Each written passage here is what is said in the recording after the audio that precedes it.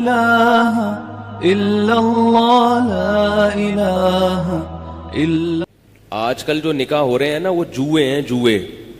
اچھا نکل گیا تو نکل گیا, نہیں نکلا تو پتہ ہی نہیں کیا نکلتا ہے پھر وہ, کیونکہ کسی غیر کے بارے میں پورے طور پر تحقیق کرنا ممکن نہیں ہے. بعض لوگ میرے پاس بھیج دیتے ہیں, کسی کو والدین نا میرے پاس بھیج دیتے ہیں کہ اس نے ہماری بیٹی کے لیے رشتہ بھیجا, مفتی صاحب ذرا اس کو دیکھیں کیا ہے.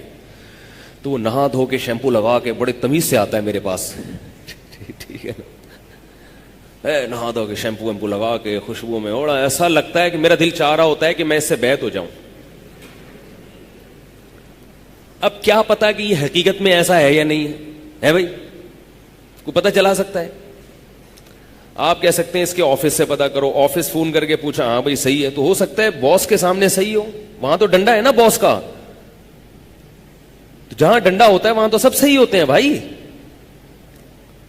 تو گھریلو زندگی کیسی ہے اس کا پتہ چلانا بہت مشکل. چچا زاد, پھوپھی زاد, خالہ زاد, مامو زاد کا بچپن سے پتا ہوتا ہے کہ کون بچپن میں بنٹے کھیلتا تھا, کون لٹو کھیلتا تھا, کون چڈی پہن کے تالاب میں مینڈکوں کے ساتھ نہاتا تھا, کون کیا کرتا تھا, کون گلی محلے سے مرغی چوری کرتے ہوئے پکڑا گیا تھا. یہ سب پتا ہوتا ہے.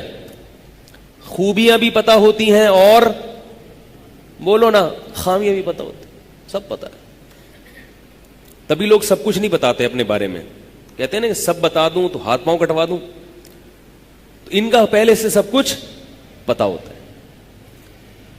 تو اب اگر ان میں خامیاں بھی ہیں تو پہلے سے پتا ہوتی ہیں کہ یہ ہے, لہذا پہلے سے برداشت کرنے کا تحمل ہوتا ہے کہ بھئی یہ تو ہے.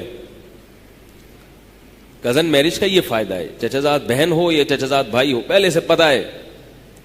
تو کتنے فائدے ہو گئے؟ 4 فائدے ہو گئے. اور بھی بہت سارے فائدے ہیں اس کے, اگر میں گنوانا شروع کروں تو اور بھی یاد آئیں گے مجھے. یہ 4 بھی ابھی صرف بیٹھے بیٹھے سرسری غور سے یاد آئے, ورنہ اور بھی فائدے ہیں. پھر آگے نسل جو پیدا ہوتی ہے نا اس میں بھی بڑے فائدے ہیں, بڑے فائدے ہیں. اس میں دونوں کے مفاد ہوتے ہیں. جو رشتے ہیں لڑکی اور لڑکے کے ابا اور اماں کے جو رشتے ہیں وہ دونوں طرف سے ہوتے ہیں, لہذا دونوں ان رشتوں کی پاسداری کرتے ہیں. آپ نے شادی کر لی یہاں سے امریکہ میں, تو امریکہ والی کے ننیال وہ ادھر ہے اور آپ کا جو رشتہ ہے وہ ادھر ہے, تو ان سے آپ کا کوئی تعلق نہیں اور ان سے ان کا کوئی تعلق نہیں, تو مشترکہ مفاد نہیں ہوتے. پھر ایک اہم فائدہ 5واں نمبر وہ یہ ہے کہ اگر اختلافات ہوتے ہیں میاں بیوی میں, دونوں خاندان بیٹھ جاتے ہیں, کیونکہ ان رشتوں کے ٹوٹنے میں دونوں خاندانوں کا نقصان ہوتا ہے. تو جوڑنے کی کوشش کون کرتا ہے؟ دونوں خاندان کرتے ہیں. کیا ہو گیا؟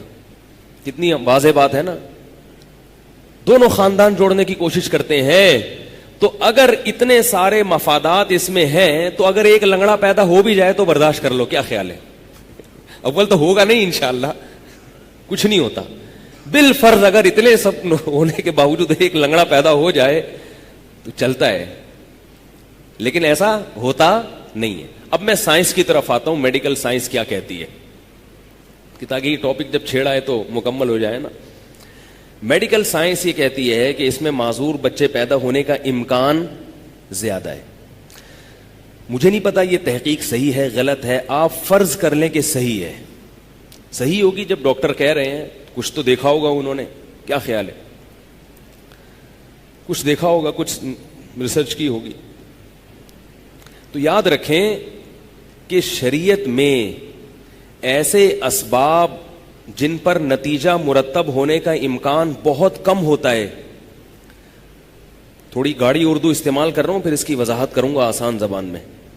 ایسے اسباب جن پر نتیجہ مرتب ہونے کا امکان بہت کم ہوتا ہے, شریعت میں ان اسباب کو لفٹ کرانے کی اجازت نہیں ہے, اور اس کو توکل کے خلاف سمجھا گیا ہے. بعض اسباب ایسے ہوتے ہیں جن پر نتیجہ مرتب تو ہوتا ہے مگر لاکھوں میں ایک یا ہزاروں میں ایک, تو شریعت کہتی ہے ان اسباب کی طرف توجہ مت دو ورنہ وہمی بن جاؤ گے, کیونکہ شریعت میں توہم پرستی کی اجازت نہیں ہے. اب ڈاکٹر کی تحقیق اگر صحیح بھی ہے تو مشاہدہ یہ کہتا ہے کہ یہ اکثر نہیں ہوتا, ہزاروں میں کوئی ایک ہوتا ہے. تو یاد رکھو, ہزاروں میں ایک لنگڑا بچہ یا ایک بچہ معذور پیدا ہونے کا امکان اگر کزن میرج میں ہے, تو یہ ہزاروں میں ایک کا میں معذوری کا امکان کے تو اور بہت سارے اسباب ہیں جو اس سے بھی زیادہ قوی ہیں. ایکسیڈنٹ کے ذریعے بچوں میں معذوری کا امکان کزن میرج سے زیادہ ہے. نہیں آ رہی بات؟ بیماریوں کے ذریعے, عام بیماریوں کے ذریعے بچوں میں معذوری کا امکان کزن میرج کے امکان سے زیادہ ہے. تو کیا اس چکر میں آپ اولاد پیدا کرنا چھوڑ دو گے کہ کہیں معذور نہ پیدا ہو جائے کیونکہ وہ فلاں جگہ, ایک جگہ ساؤتھ افریقہ میں ایک بچہ معذور پیدا ہوا ہے, یہ فرض کرو گے آپ؟ نہیں آ رہی بات؟ بچے گم بھی جاتے ہیں, کتنی بڑی ٹینشن ہے والدین کے لیے. لاکھوں میں ایک بچہ, 2 لاکھ 10 لاکھ میں ایک بچہ گمتا بھی ہے. گمتے ہیں نا بچے, بعض دفعہ اغوا ہو جاتے ہیں. اس چکر میں آپ اولاد پیدا نہ کرو کہ کہیں اغوا نہ ہو جائے. تو شریعت آپ کو کہے گی وہمی. کیا کہے گی؟ پاگل ہے, وہمی ہے, سٹھیایا ہوا ہے. جیسے ڈاکٹروں کی ڈاکٹری ایک دلیل ہے, سائنس کی تحقیق ایک دلیل ہے, تو مشاہدہ بھی تو ایک دلیل ہے نا. ہم دیکھ رہے ہیں کہ بچوں کو آپ صبح وین میں بٹھاتے ہیں, گاڑی میں, کنوینس میں, بعض دفعہ ان گاڑیوں کا ایکسیڈنٹ ہو جاتا ہے. اور یہ بہت ہوتا ہے کیونکہ صبح صبح ڈرائیور جو ہے نا, جو بچوں کو کی وین لے کر اسکول جاتے ہیں, وہ بہت اسپیڈ سے بھگاتے ہیں, اور ایسے کئی کیسز ہوئے ہیں. لیکن ہزاروں وین میں سے کوئی ایک وین ہوتی ہے جس کا ایکسیڈنٹ ہوتا ہے. آپ اس احتمال کی وجہ سے کیا بچے کو اسکول بھیجنا چھوڑ دیتے ہو؟ ظاہر ہے یہ رسک لینا پڑتا ہے بھائی, یہ تو ہوتا ہے. تو جتنا امکان بچے کے ایکسیڈنٹ ہونے کا ہے, اس سے بھی کم امکان کزن میرج کے نتیجے میں معذور بچہ پیدا ہونے کا ہے. ایک بات تو یہ. دوسرا, کزن میرج کے نتیجے میں اگر معذور بچہ بالفرض پیدا ہوا تو یہ بھی یقینی نہیں ہے کہ یہ کزن کی وجہ سے ہوا ہے یا ویسا ہی ہوا ہے. لیکن جو وہمی لوگ ہیں وہ اس کو کس کھاتے میں ڈال دیں گے؟ Cousin marriage. تو بھائی انگریزوں کا حساب کتاب الگ ہے, وہ اللہ کو نہیں مانتے. اللہ پہ توکل کیا ہوتا ہے اس لفظ سے وہ آشنا نہیں ہے. وہ تو احتیاط کے قائل ہیں, تو احتیاط میں وہ اتنے پاگل ہو جاتے ہیں کہ مائیکل جیکسن نے ہاتھ پہ کیا باندھے ہوئے تھے؟ دستانے, تاکہ کسی کے جراثیم میرے ہاتھ پر نہ لگے. اب آپ مائیکل جیکسن کو سمجھا سکتے ہو کہ ہاتھ اتار کے مسافہ کیا کرو؟ وہ بھی دلیل دے گا کہ میڈیکل سائنس یہ کہتی ہے کہ جراثیم ہاتھ کے ذریعے ہاتھ میں ٹرانسفر ہوتے ہیں, اور اس کی رپورٹیں پیش کر دے گا وہ. تو آپ کے پاس کیا جواب ہوگا؟ وہ کہے گا بھائی فلاں سن میں 1920 میں یو کے میں ایک آدمی نے کسی کو ہاتھ ملایا تھا, رپورٹ یہ کہتی ہے, تو جراثیم اس کے ٹرانسفر ہوئے تھے اور وہ مر گیا تھا. تو جب یہ امکان ہے, خارش تو لگ سکتی ہے نا, خارش زدہ آدمی کو آپ ہاتھ لگائیں گے تو امکان ہے نا خارش لگنے کا, بلکہ اس کے ساتھ بیٹھیں گے تو خارش لگنے کا امکان ہے, وہ چھینکے گا تو نزلہ لگنے کا امکان ہے, زکام کا امکان ہے. تو کیا ان امکانات کی وجہ سے مسافہ کرنا مسلمان چھوڑ سکتا ہے؟ اور گرین والے عید کے دن 3 دفعہ گلے ملنا چھوڑ سکتے ہیں؟ ہے بھائی, فیضان مدینہ والے عید کے دن 3 دفعہ گلے ملتے ہیں. تو کیا وہ یہ مان لیں گے یہ بات کہ بھائی مائیکل جیکسن تو گلے ملنا تو دور کی بات, وہ تو ہاتھ ملانے سے پہلے ہاتھ پہ کپڑا چڑھا رہا ہے, ذرا سے اس کے سامنے کوئی مائیکل جیکسن کے سامنے اگر چھینک دے نا, یہ دائرہ اسلام سے خارج ان کے نظر میں. یعنی جو ہاتھ ملانے پر آمادہ نہیں ہے اس کے سامنے آپ اگر چھینک دیں گے تو وہ تو آپ کا بیڑا غرق کر دے گا, بولے گا میں تو کب سے احتیاط کر رہا ہوں اور چھینک رہے ہو. تو میڈیکل سائنس تو یہ بھی کہتی ہے, لیکن شریعت اس کو کیا قرار دیتی ہے؟ توہم پرستی. شریعت کہتی ہے وہ 1901 میں ایک آدمی نے فلاں سے مسافہ کیا تھا تو مر گیا تھا, 1901 سے اب تک کروڑوں لوگ کروڑوں سے گلے مل رہے ہیں اور نہیں مر رہے. تو ان کروڑوں کو دیکھو گے یا 4-6 واقعات کو دیکھو گے؟